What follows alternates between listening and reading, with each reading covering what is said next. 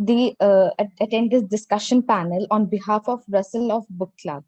I offer my regards to all the renowned authors, Mr.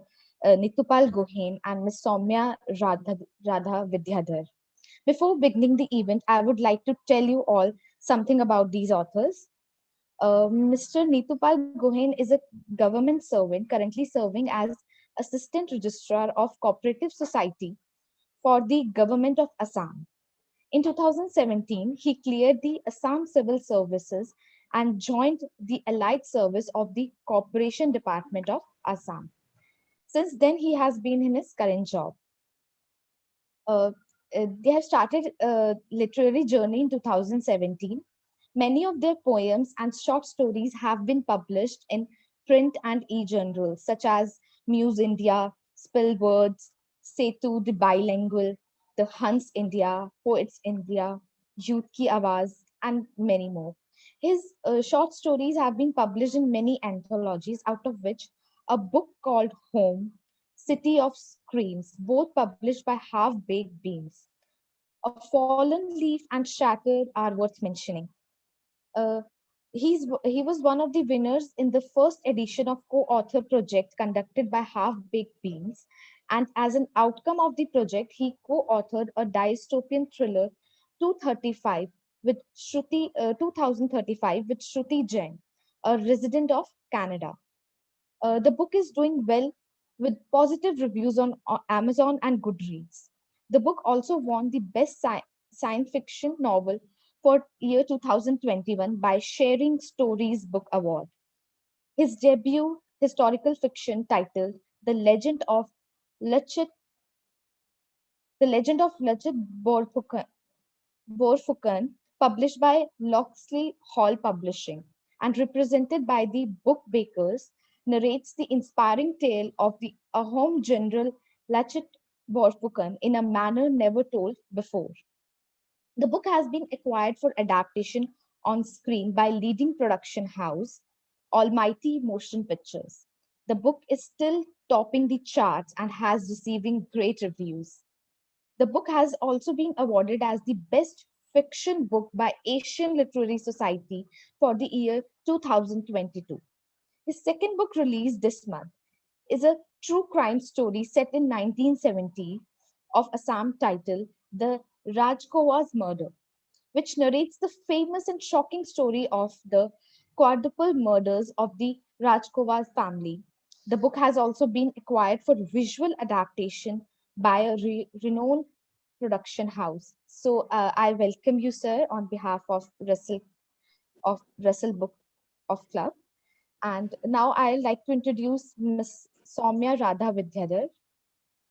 And she was born in Bangalore and completed her master's in business administration from IBMR. She is currently pursuing her second master's in literature from Annamalai University. During her college years at Baldwin Women's Methodist College, from where she has completed her graduation in commerce, she was the college's cultural secretary for 2 consecutive years from 2000 to 2002. Basically a poet, she's started writing from the age of 12 and won several accolades for poetry from her college. Her style of poetry writing inspired by many authors like Sylvia Plath, Madhvi Kutti, and more often confessional and feminist. Her works of poetry have appeared in several online journals, including the Vavya magazine, which published 3 poems titled Brown Love, Winter, and Man Woman in their August 2015 magazine issue. The Camel Saloon published the poem That Woman in their May 2015 issue. The Taj Mahal Review published the poem Mirror in 2014. Online newspapers such as Azimukam and Manorma took up her poem The Good Girl for a discussion after it went viral on social media in the year 2017. A prominent regional Malayalam channel held a TV discussion based on her poems, in which she was one of the participants. Her very first short story was published in out of print magazine titled The Hole in the Wall. In 2003, she started her first job as a trainee copywriter in an advertising agency, writing captions for advertisement. And she also worked as a subtitler at DigiCaption Bangalore, subtitling for various major Hollywood movies and TV series like Garfield, One Tree Hill, Desperate Housewives, Blade, and Elvis Presley, to name a. These are the few TV series.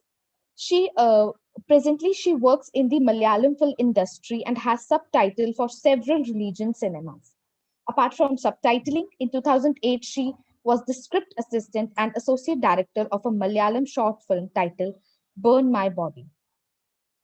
And this film went on to win the best film in the short film category and and has to its credit the highest views of 7.7 million on YouTube until now. With a fan following about 18,000, she is quite active on social media and writes about current social issues and topics related to women. And presently, she is working on her second novel and on a cinema screenplay. She is married and to Aryan Menon, an actor and director who works in the Malayalam industry. They have three daughters together. So we are very lucky to have such a talented writers with us, and so happy that you have joined this discussion panel. Thank you, ma'am. Thank you, sir, for joining this discussion panel. Thank you for having me. Am I audible? Yes, sir. Yes, okay. Sir. Thank you. So the main motive of this discussion panel is to motivate young authors and to develop reading habits among the young generation. So, first of all, I would like to ask both of you that when did you realize that you wanted to be a writer? Who's going first? He can. Samia, you can answer first. Oh, thank you. Thank you, first of all. Am I visible? No, right? Should I switch on my video? Yes, ma'am.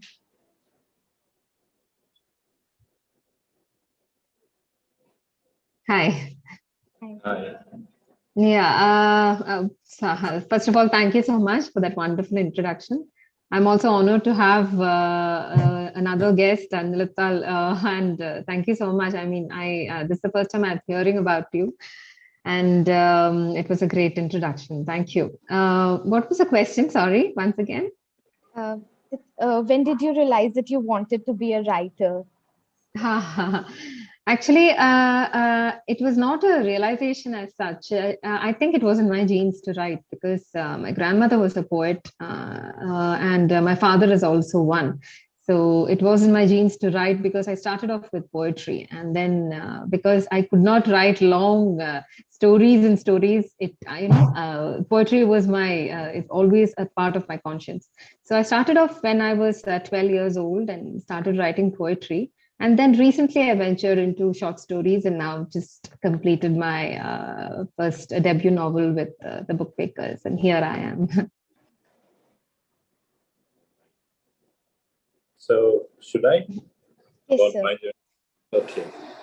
Well, my story is similar. Even I was probably this time to write because I was a storyteller from my childhood. I used to make up stories and tell people. Even in my hostel days, my batchmates will sit around me and they'll ask me to narrate stories, basically horror stories. So then I realized, why not write those stories and bring it out in a published form? And I started writing, honed my skills here and there, did a course on creative writing, and then slowly I became an author. That's my basic journey. Yeah. So, as you both have said that, as ma'am said that writing was in her genes. So, would you like to share some views that is writing is born talent or it can be made by the time we can?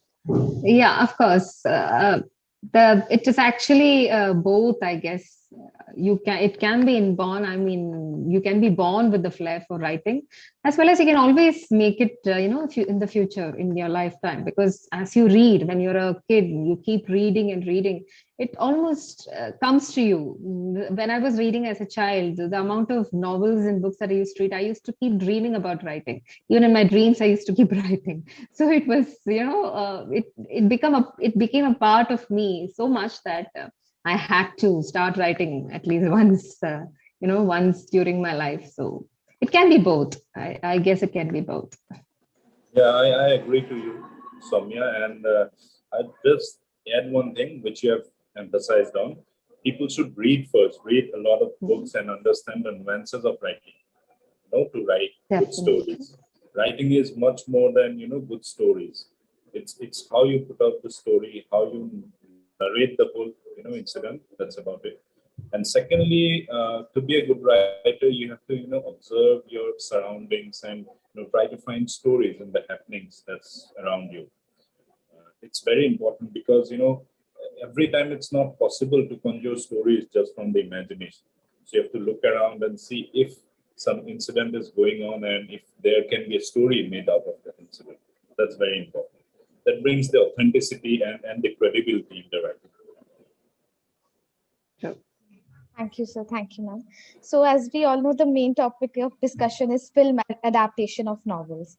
So, at present time, we see that many books are turned into movies. Like there's one latest movie in 2018, If BL Street Could Talk, a 2018 American romantic drama film, written and directed by Barry Jenkins. It is based on Jane Baldwin book, which is of the same name.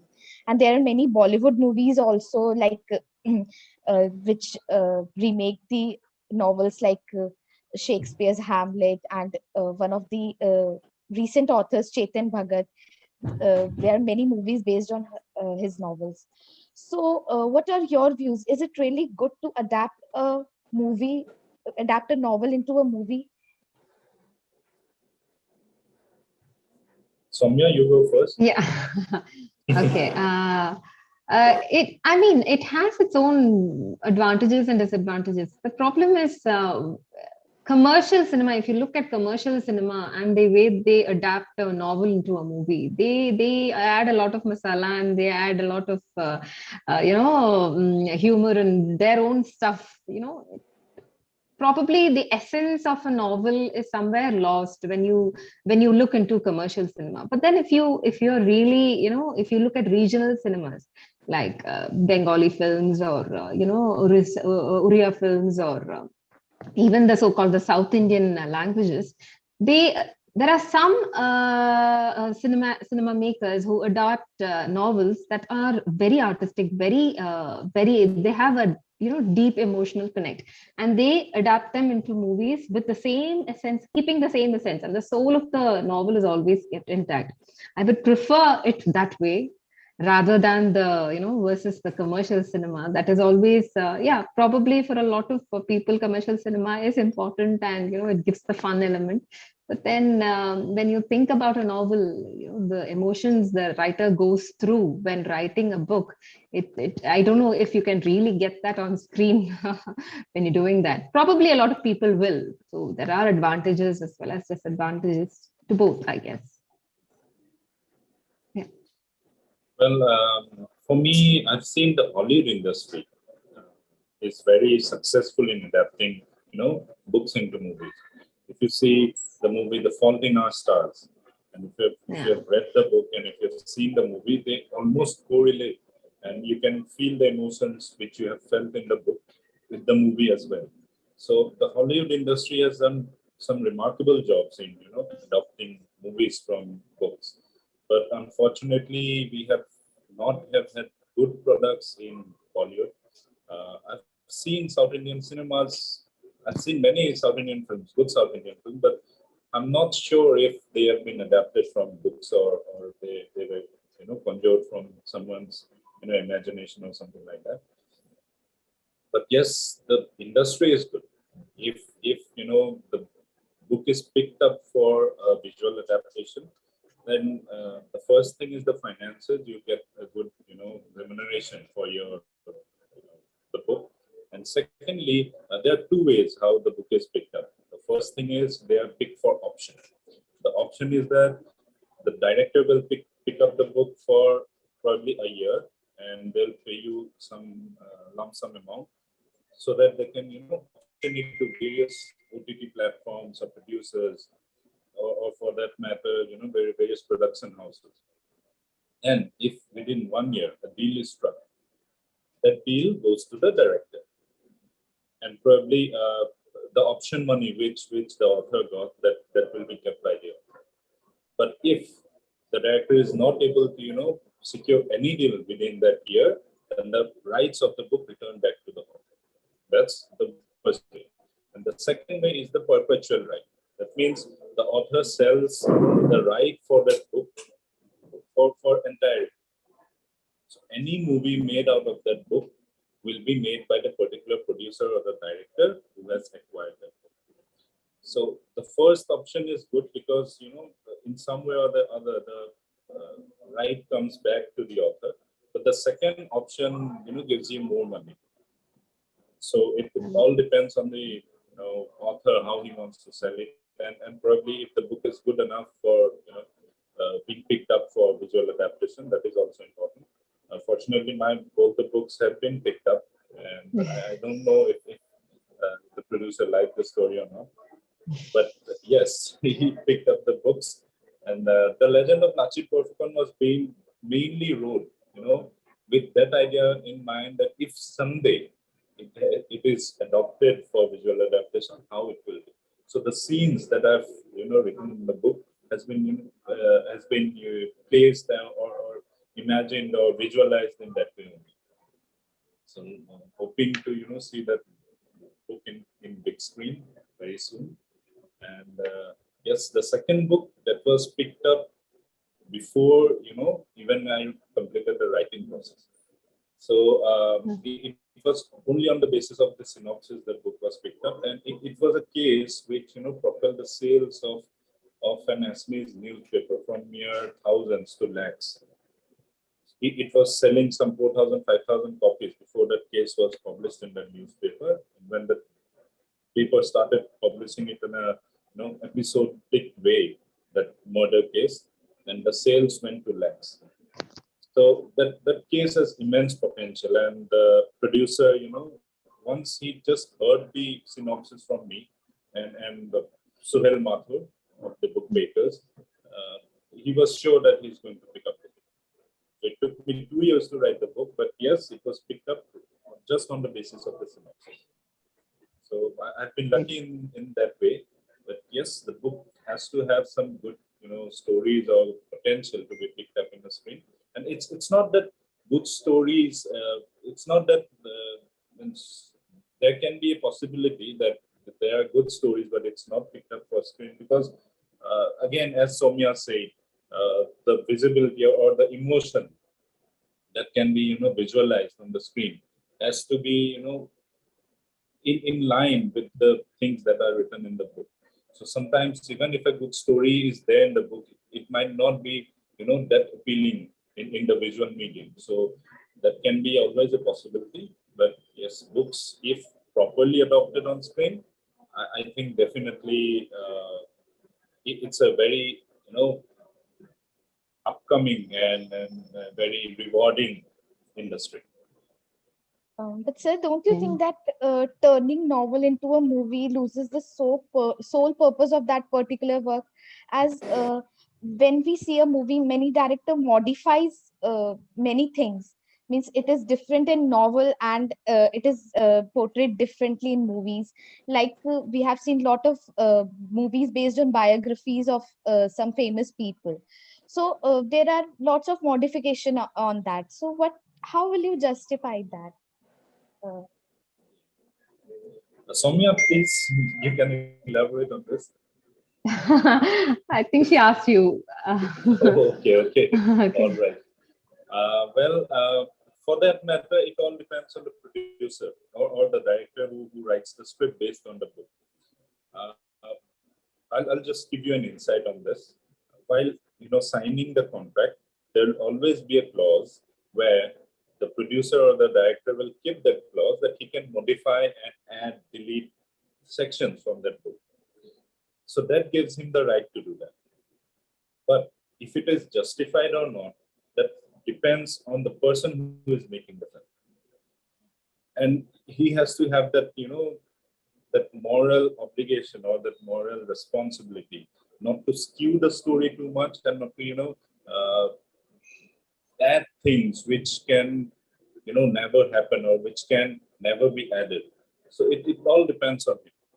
Well, but for some reason, for the visual, appeal, there are times you need to add some things which generally don't happen. For example, I'll just give you an example. In history, you'll never find that Akbar fought with an elephant and he defeated the elephant. But in the movie, if you see Jodha Akbar, you'll see there's a scene where Hrithik Roshan fights an elephant and he tames that elephant, right? So probably that's not mentioned in the history book, but we need to add those elements to bring that visual appeal and get that mass inculcation into that movie. So probably those few changes can be done, but it should not be skewed so much that the whole essence of the story is lost, or the for example, what happened with Gunjan Saxena, that biopic. People were not very happy with that biopic because some scenes were added which didn't actually happen. So that's a very thin line. The balance should be maintained properly while writing the script. And as Samia, the script writer, she'll know better how to do it. My duty is to write the story, write the book, and give it to the publisher. Producer. It's producer's job how to mold it into a script and then produce a movie. So probably Samia, you can take it over from there. Yeah, I mean, what you said is absolutely true. When most of the commercial cinemas, when they adapt novels into movies, they add on whatever they want to, and they make it very appealing on screen. But then, yeah, if the essence is not lost, I guess it's a good thing to have have your novel, what you've written, to see on big screen. It's a beautiful feeling. You might you must be overjoyed by the fact, right? So I think recently, even in the South Indian movies, I mean, there was the biography of Madhvi Kuti, Kamala Das, adapted on screen. And there was a jury of women fans of Madhvi Kuti, who reviewed the script at so many steps. And it went through so many reviews, and only then it was, screened actually for the audience. So there is probably those steps are much more important, because there are a lot of variety of reviews on her life, in the sense she was like this or she was, in a different way. Nobody knows exactly what happened. Even if you read her own biography, probably it is her imagination, or if it is the truth, nobody knows. But then when you adapt such a biography on screen, you can never give it a total justice. Giving Madhvi Kuti justice on screen is very difficult. So we don't, she is a larger than life person. So, it is probably a good method to have relatives or friends or people who know that person, especially in biographies, to go through, or have a peek at what is going to happen on screen. And then, yeah, like you said about Jodha Akbar, a lot of things. I mean, Jodha and Akbar and their love, it's all imagination. Probably it was just the imagination of the director, just to make it, people fall in love with the characters. So, but yeah, there are some things that you can learn from such biographies, and something that you just leave it, to the imagination, or leave it for the appeal of it. That's all. So I think keeping the essence intact, it's always much better, because not everybody in the world reads books, but most people at least watch movies. So, there is a certain percentage much more higher than the people who are readers. So I guess at least if people have to watch or learn something, movies are the best possible way to do so. So it's good one way. Yeah.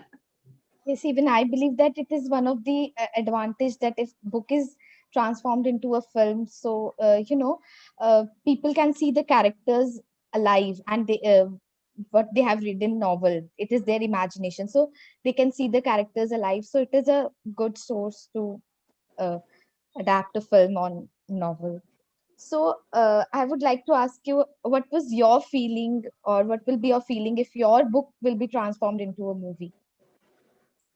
Niluptal, you say it was your book. Well, I have had the feeling of, picking up the book for visual adaptation, but I'm still waiting to watch it on big screen. Actually, the book, The Legend of Lachit Borphukan, it's a book was based on a war hero of Assam. Uh, he defeated Mughals when they came to conquer Assam, and Mughal could never conquer this part of the country, the northeast. And Mughals were defeated 17 times when they tried to, attempted to capture this area. So the last and decisive battle was the Battle of Saraika, and that whole battle was fought on the river Brahmaputra. Now just imagine to adapt it on screen, a war going on the river, and this all those crops and boats and so many people fighting. There were around 20 to 20,000 people from the Assam side and around 50,000 people from the Mughal side. So putting all those people on the river, it's a big task, and they'll need VFX, visual effects from probably Hollywood level visual effects. So it's a big budget movie. Fingers crossed. Hoping to watch that movie soon. But since it's a big budget movie, I think I have to wait for a bit, because COVID thing has caused immense loss to the industry. So probably to recover from all those things and then make a big budget movie, I have to wait for some time. And the second book, probably it will come on OTT, and the book will soon go for production, as I've been told. Let's see. It has been pitched to OTTs for a web series. Let's see how it goes. But waiting for watching it on screen. Both my books. But picking once the book is picked up for visual adaptation, it's an amazing feeling. Because someday you'll be able to see it on screen. Yeah, picking that itself would have given you tremendous joy, right? I mean, I know I can imagine the moment something like that big happens. It's not the monetary part, but it's like it's something. I mean, you've done such a it's a great achievement. All the best for it. Hope to see it on screen soon. Yeah, all of us. Ma'am, will you share your experience, that how will you feel if I have no idea what I'm going to feel, but then I'm going to feel, because I can feel what Nilutpal must have felt. So I think I'll be on cloud 9 probably. But then yes, my book, the one that I've written, Dragonflies of Kurunji, is a very, very non-commercial, very down-to-earth, very artistic kind of art-based story. So I have no idea how that can be picked up or how that will be, dealt with on screen. Because it is a very, there's a lot of communism, a lot of feminism in the book. So it's going to be a totally different narrative altogether.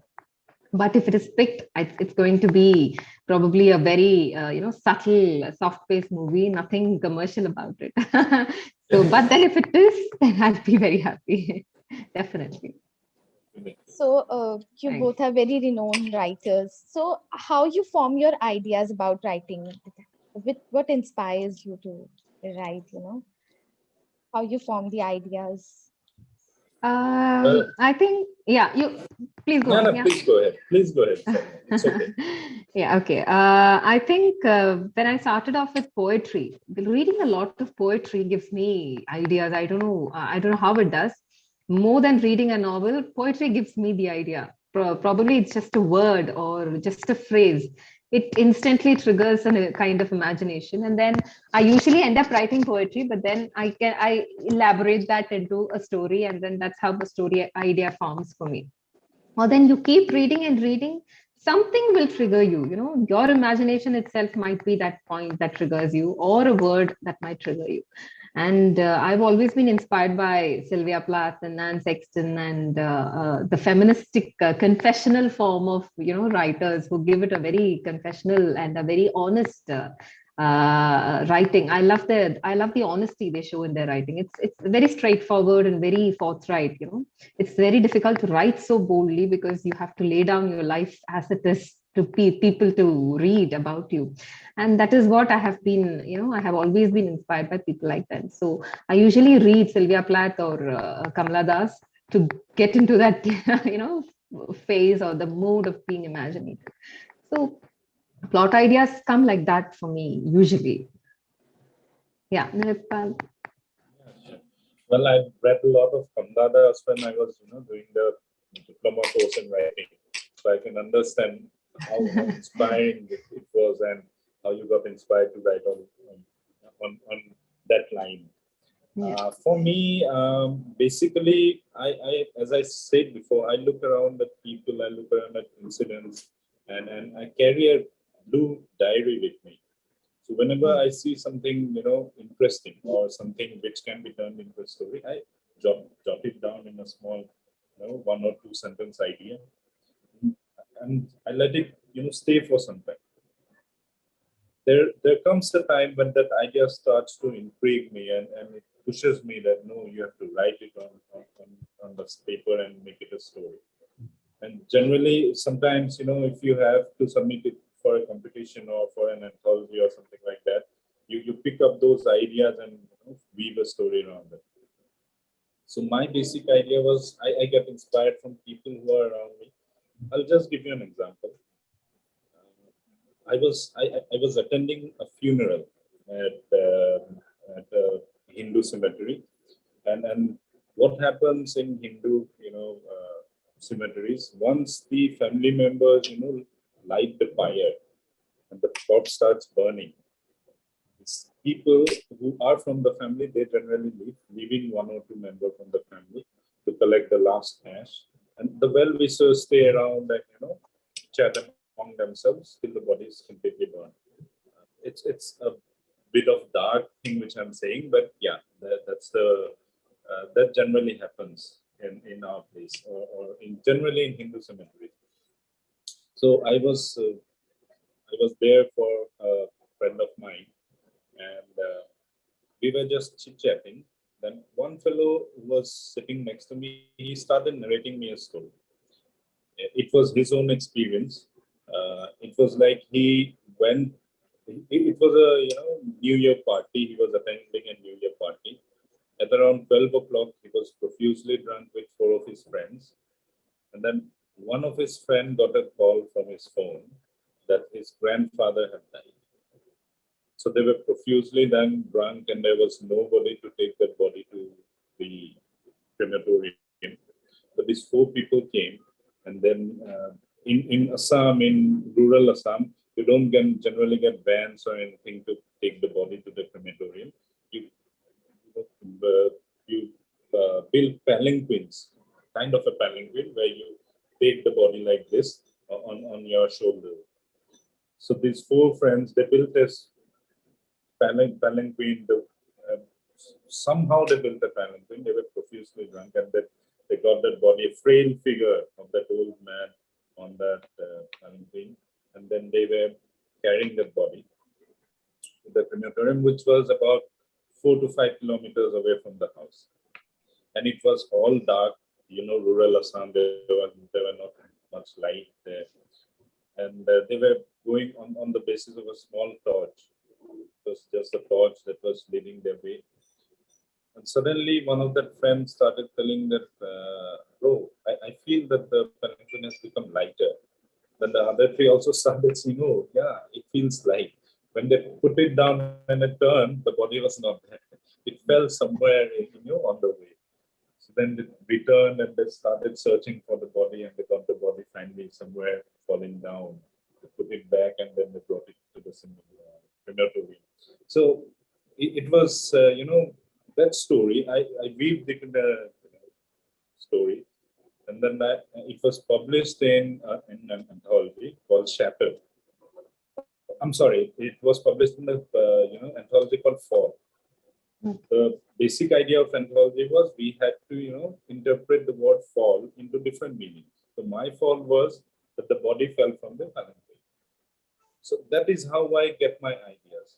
All my stories till now which I've written are based on real life incidences or from the people whom I've gathered. There was one story which I wrote from a dream that I saw once, and that dream inspired me to write. And that was also published in one anthology called Shatter, and that was received really, really well. So even in dreams, you can get stories. Yes, I've got yes. 2-3 stories. So it all depends on the author, how the imagination takes form. But you have to keep your ears and eyes open to look around and find stories. Imagination always don't work out. It's very important to put credibility and integrity into the stories. The authenticity is very important because once the reader reads, he has to connect to the story and feel that yes, this is possible, this can happen. Generally, even if you're reading a fantasy or magical realism, people can relate to it. I'll just give an example, small example. One of my very good friend called Siddharth Nirvan, he has written a book called, Dead People's Town. That book is the first zombie book, zombie thriller based in India. Oh. And Samia might know Siddharth. We all are, represented by the book makers. So if you read his book, you'll find that the idea, we generally see zombie movies that it's an virus attack or something like that. But he has given a very beautiful, medical explanation of how people can turn into zombies. It was a cancer drug which went wrong and then people turned into zombies. But he has given so detailed, explanation of the whole thing that I totally felt like people can turn into zombies with that medicine. So that is the authenticity people look for when they read or look into a movie. Yeah, true, very true. I think nostalgia is also one great, what you have, the nostalgia that you have probably in your childhood, or the people that you have met and forgotten, and suddenly you remember them, perhaps your great grandparents or your aunts and uncles, and a lot of life from them and their characters and their, little nuances that they have. It all does, yeah. The best thing is, I think, the honesty and that integrity that you must build in your stories, because people can relate to that very much rather than fantasy, Yeah, very important. Thanks for that. Thank you. So thank you, ma'am, for sharing your ideas. So I want to ask one more thing that I hope you have seen various movies, which is the adaptation of novel. So do you want to share any story regarding that? And do you find any difference between that book and the movie? For me, as I mentioned before, I like the adaptation of The Fault in Our Stars. I could relate to the emotions which were there in the book when I watched the movie. So that is one movie I totally agree that has been adapted best from a book. The second thing, probably you'll see in many, Hollywood adaptations, what they do, even if there's a small part of the story that is adapted into a movie, or even if the whole, story is changed, but the essence is taken from the book, then also they give credit to the book. For example, if you read the book, there's a recent, the hauntings of. I'm sorry, I forgot the name. It was a very famous, series on Netflix. Then, if you read that book and if you watch that movie, they're totally different. It's a series, horror series. I completely forgot the name. There are two. One is The Hauntings of Bly Manor, and there's another. Yeah, The Hauntings of Blind Manor. Hill House. I'm sorry. Yeah, The Hauntings of Hill House. Yeah. The book is completely different from the series, but still, what I liked about the producer or the director, that they give due credit to the author of the book and the book, because some of the snippets were, or the basic idea was taken from the book. Okay. But in Bollywood, there have been many instances where the idea is taken from a book, but the credit is not given to the author. So that is one sad thing that has happened. For example, many people don't know the movie where Alia Bhatt became a undercover agent. I forgot the name of the movie. That is adopted from the book called Calling Sehmat. So people don't know because it was not properly, given the due credit. Secondly, there was a hue and cry when the 5 Point Someone was adopted into Three Idiots. So in Hollywood, it generally doesn't happen, but in Bollywood, we have seen this happening a lot. So that is one thing. So the basic idea is, if the essence is taken from the book, I think the credit is to be given to the book. That's it. Samia? Yeah, same thing. I think one of the best movies that was adapted greatly, I mean, very, very well, perhaps would be Harry Potter or Lord of the Rings. To read a book and then to see the same emotions and the effect and the lifelike image on screen, it must have been Lord of the Rings, or even Ice and Fire, Game of Thrones. That would probably be the best way to adapt a book into.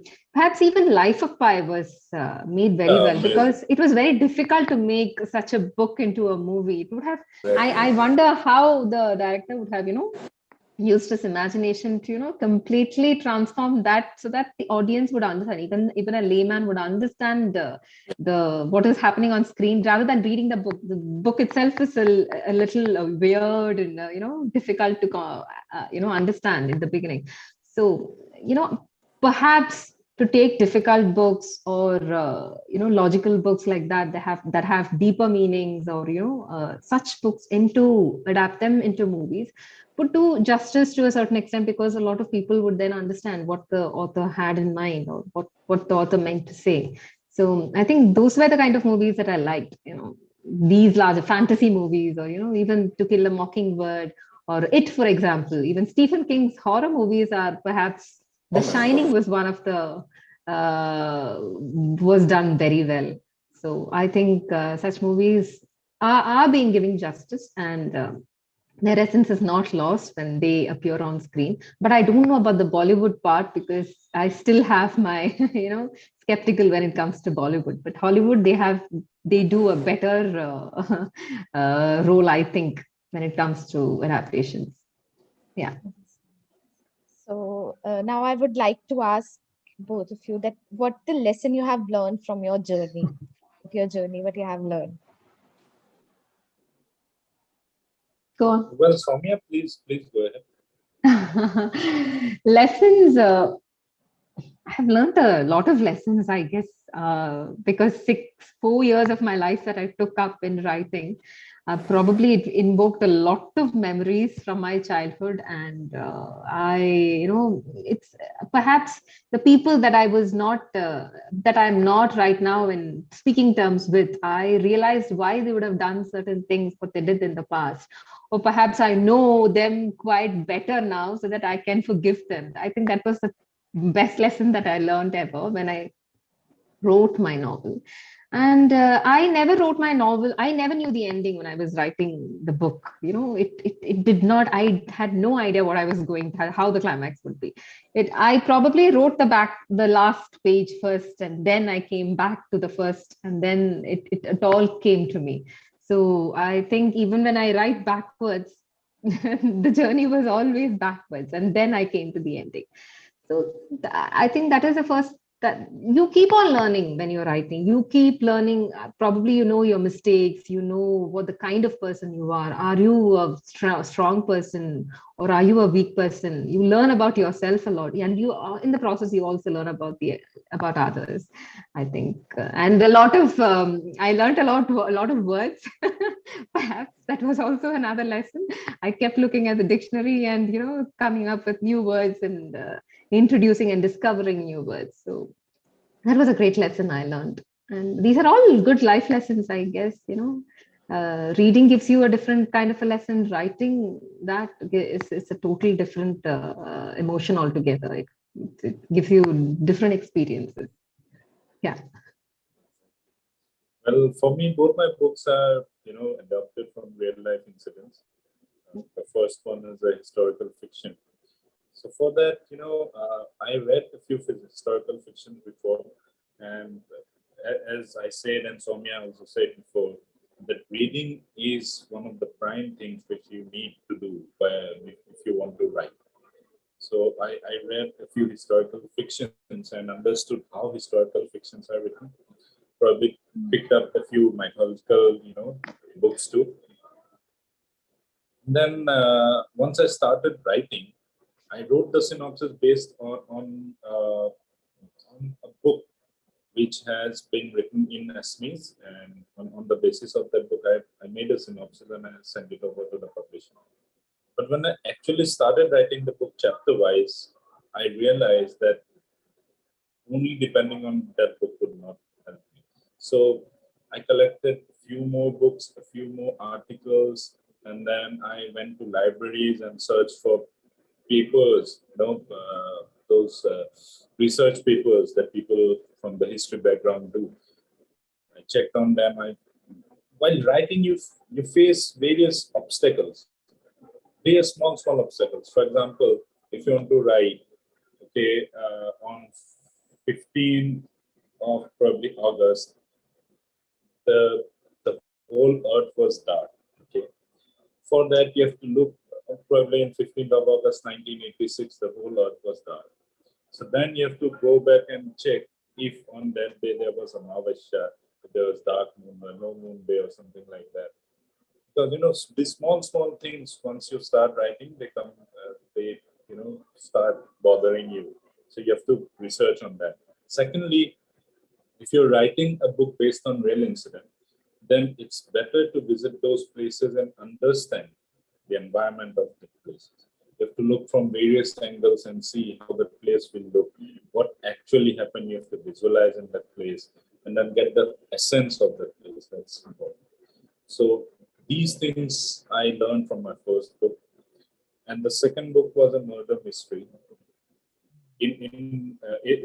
There is not much book written around that murder mystery. Probably one or two books that I found where the compilation of articles that I see were published in that newspaper that propelled the sales of that newspaper. So those articles were straightforward articles. They were not, woven into stories where people will take interest to read further what's going to happen. So to bring out that essence, I had to delve more. Then I look for case diaries, and then I look for judgments from the courts and various other probably police reports and his confessions, which I got through some of the sources which I had in the government. So all these things, when I got hold on to, I could weave it into such a tale so that people will be interested to read it, and I can keep the revelation of who is the killer to the end of the chapter, till the end of the book. And I visited Dhubri once, the place where it all happened, the bungalow where it all happened. And the bungalow has been demolished now, but when I visited during those days, it had that eerie feeling, where people have been killed and buried in that same campus. And that eerie feeling I could inculcate from that visit. And that eerie feeling I could, resonate when I wrote that part of the book.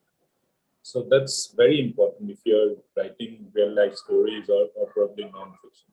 If possible, you visit the places, research well, and research enough that you don't fumble while writing. And then you have to be, again, I'll say, be authentic while writing, as I mentioned about the boom thing. All these small, researchers while writing is very important. And yes, one more thing, as Samia mentioned, keep the dictionary also open next to your screen so that probably you'll be writing one simple word. Then you have to find something which sounds similar or better. So then you have to search for that word and then replace that word from the earlier one. So that is very important while you write. You beautify your writing in the whole process. And finally, when the first manuscript is complete, you have to edit enough so that the final edit, when it goes, there's no further error in the book. Yeah. These are the findings, or these are the learnings which I learned in my process of writing. I think, may I add, rejection is also, becoming one with rejection is also the biggest lesson Exactly. you read. You get either from your first agent or from your first publisher. You send a book and then you get rejected. Like it's like your first heartbreak, probably. That is, to become one with rejection and to accept is also a great lesson. To know if you're weak or strong and what are your strengths. You are capable of it and you are worthy of it, but then it's all part of life. I think that's one of the greatest lessons too that happens to every writer probably. Everyone got rejected. Even J.K. Rowling got rejected so many times. Yes. Rejection is a part of this process. We should not hold it onto the heart and probably think that we are not good writers. True. Those who aspire to write should be ready to face rejections and then keep on writing. Yeah. I agree with you completely because I also write many poetries. So I have learned many things. So now, as you know, the purpose of this panel is to motivate the young authors. So do you want to give any message to them? Yeah, Samia, please. First, the first thing that I would want to tell them is to read. That is the only way that you can get to know the world. That the only way that you can get to know yourself. Whether you want to write, you can. There are so many aspiring writers who have a lot of imagination but cannot put that into words because somewhere they have the block. So to reading is the only way that you can stumble, you can get over that and stop stumbling. And the other thing is to be honest and straightforward. Probably that is more important than reading. To be honest with yourself and to be honest to the reader. Look at the point of view of the reader and then write what is completely true and what if it looks good to you. Probably then it will definitely look good to the reader. If you are honest with yourself and to the book, the readers will completely accept you. So reading is one of the biggest factors for any aspiring writers. That should be important because even in my house, I have a huge room only dedicated to books, only for the library, and I tell my daughters to just keep reading because even from the age of 5, I inculcate the habit in them because it is very important. Even if you don't know a language, for example, I am a native Keralite, but then I don't know how to read and write Malayalam. I was born and brought up in Bangalore. So my first language was English and then it was Kannada, the second language. So I have never learned Malayalam.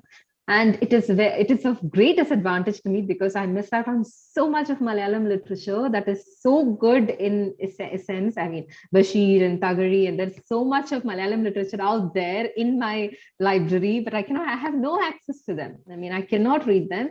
And it literally breaks my heart that I don't know the authors. Even Madhavi Kutti, she's my favorite author. I have not read her Malayalam books. It is only the English version of what she writes. Thankfully, she writes English poetry and her biography is in English. So that was probably how I got to know of her. Otherwise, I have to rely upon translations, which are also very good. But then, there are certain translations that you don't get the essence of the writer himself. You don't know the emotion, what a writer has gone through. So perhaps learning another language is also as important as learning English. So I think at least your own language, your own mother tongue must be, you must know your language. That is one of my greatest weakness, and I would always ask aspiring writers to do so. Well, my experience is kind of similar. The first thing I totally agree. We, as authors, we need to read a lot and understand, how a good story is written. And secondly, yes, I face the same problem. I've studied in CBSE, and in CBSE they don't teach you vernacular languages. Yeah. I learned reading Assamese in probably class 12. After appearing for the exams, I learned from the basic letters or all those things I started learning, and then today I can read well Assamese, and I can't write properly, but I can read well, and that has helped me immensely, in reading the local books, the vernacular books, and these books are these books are very important because to build you up as an author, you need to understand your environment or your area first, and then your people or your environment or your place better than no one else, right? Yeah, true. So if I probably start writing something based on in Bangalore, I'll not be able to do proper justice to it. But Soumya will be able to do it because she has seen each and every corner. She knows the essence of that place. So if you read those vernacular, works, then you will be able to understand about the place, about the way stories are written in the vernacular languages, and some of the very important aspect of the writing is the rituals, customs, those plays carry forward. And generally in English writing, from that place, you won't find the essence. You have to read those vernacular books. And some of the books, they're so well written, but they are not translated to English. You'll miss out on them, as Yes. Samya correctly said.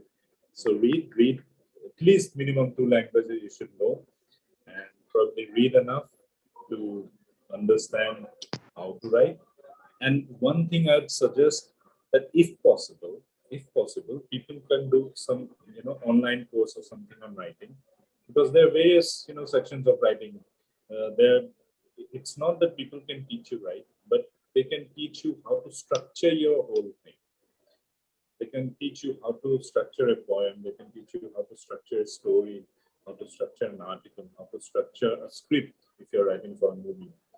All these things are important while writing. So, if possible, a basic course is available. Is available in IGNO. It's available in various other online platforms. It's available. People can go and do that course and probably understand writing more. So that will be my advice. Right.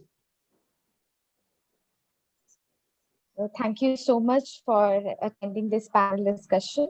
And now I would like you to share your feedback regarding this discussion, what we can do to improve or what you liked in this discussion.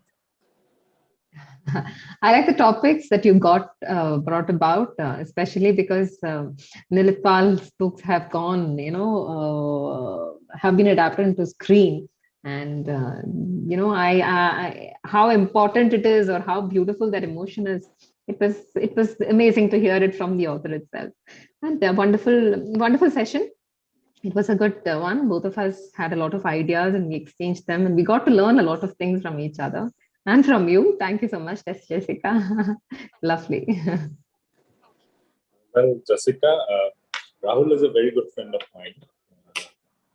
Rahul got in touch with me last year also, and probably you don't know, I'm not sure about it, but I launched my Legend of Lachit Gopinath in the last year's Rustle of Book Club's, LitFest.